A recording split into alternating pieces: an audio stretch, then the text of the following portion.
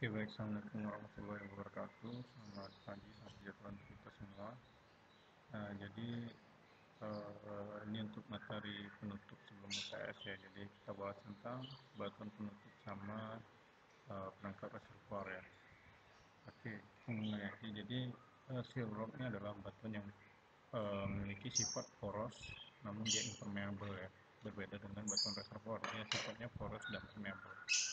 Nah, impermeable di sini artinya dia tidak lolos fluida. Jadi dia berperan sebagai batuan penyekat ya. Dia berfungsi sebagai batuan penutup atau penyekat sehingga fluida yang terperangkap di dalam batuan reservoir tidak dapat bermigrasi lagi. Jadi biasanya wajib ya posisi dari batuan seal rock atau batuan penutup ini harus berada di atas dari si reservoir langsung.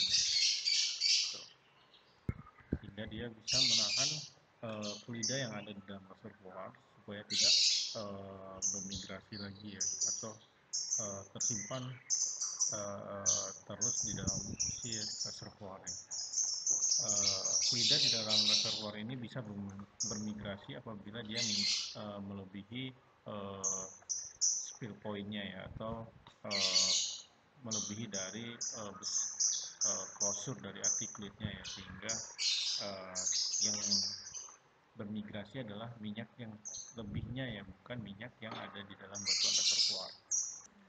Umumnya batuan yang berperan sebagai cap rock ini adalah batuan lempung ya, dan batuan gamping yang berbutir halus. Nah, kedua batuan itu umumnya bersifat impermeable, namun juga memiliki pori. Nah, ini gambar ini adalah penampang yang lengkap dari suatu petroleum system umumnya ya. Di sini bisa kita lihat patahan di sini tidak hanya berperan sebagai media bermigrasi ya, atau migrasi minyak, tapi juga bisa berperan sebagai penutup ya, atau sebagai cap ya, sehingga minyak yang ada di sini tidak bermigrasi ke reservoir lainnya. Dia masih tersimpan di batuan reservoir ini dengan cara apabila patahan ini dia bersifat sealing ya, atau dia bersifat menyekat ya. Jadi ada dua emang sifat patahan itu, ada yang leaking, dia meloloskan fluida, ada yang sealing. Nah, kalau kita lihat di sini ya, di dalam batuan reservoir ini, nah ini adalah source rock-nya ya, dia bermigrasi langsung ke batuan reservoir yang ada di atasnya. Nah, kalau kita lihat di sini seperti terdapat dua fluida ya. Yang hijaunya adalah minyaknya, yang di bawahnya adalah airnya ya. Nah, ada batas kontak antara air dan minyak. Inilah yang kita sebut sebagai OWC, oil water contact, atau juga ada yang bilang WOC, water oil contact. Apabila ada gas di topnya, maka batas antara gas dengan minyak itu kita kenal sebagai GOC, ya, gas oil contact. Itu ya, batas dari gas terhadap minyak. WOC adalah water oil contact, batas dari minyak terhadap air.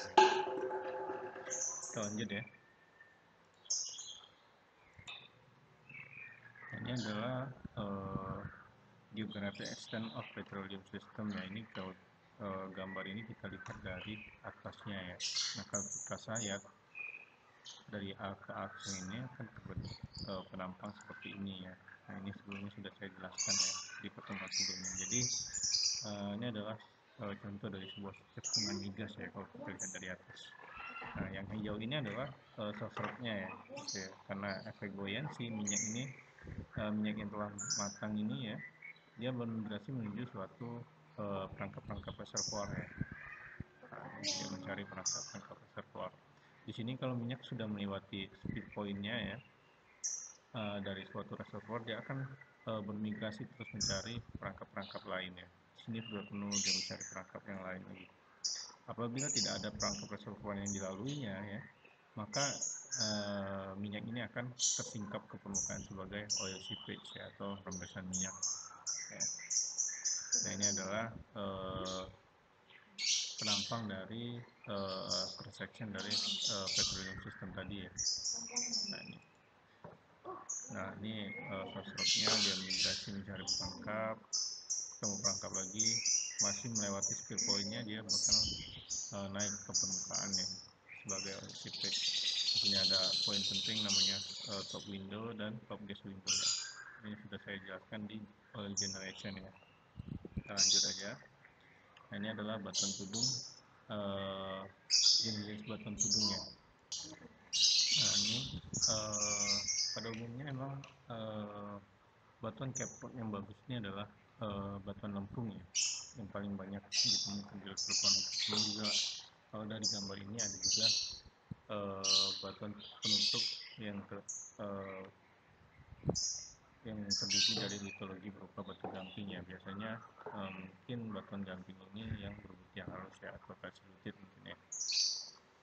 Nah, syaratnya harus berada jauh dari permukaan ya, karena sifat batu gamping yang mudah larut. Ada dua jenis batuan penutup yang kita lihat di sini, ada yang good shear, ada yang poor shear ya.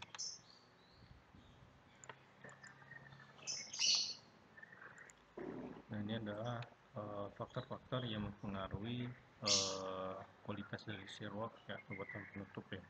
Yang pertama ini shear rock efektif apabila tekanan kapiler lebih besar dari tekanan pelampungannya ya, atau buoyancy pressure-nya ya.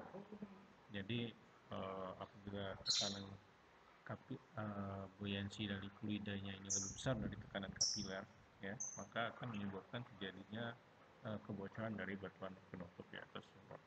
Lalu yang kedua, buoyancy pressure dikontrol oleh densitas dan tingginya atau banyaknya hidrokarbon ya yang ada di dalam reservoir ya.